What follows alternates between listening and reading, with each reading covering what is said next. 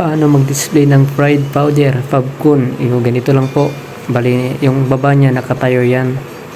Tsaka pinatungan ko lang po ng isa-isa kada ibabaw niya.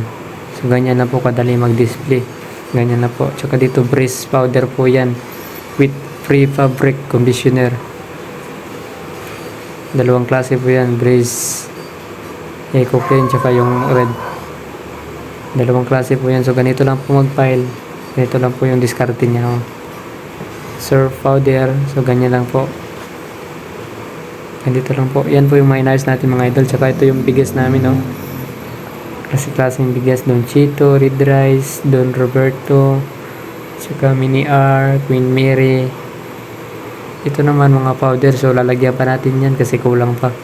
So linix ko lang po yung mga tinda namin dito sa tindahan. So yan po. May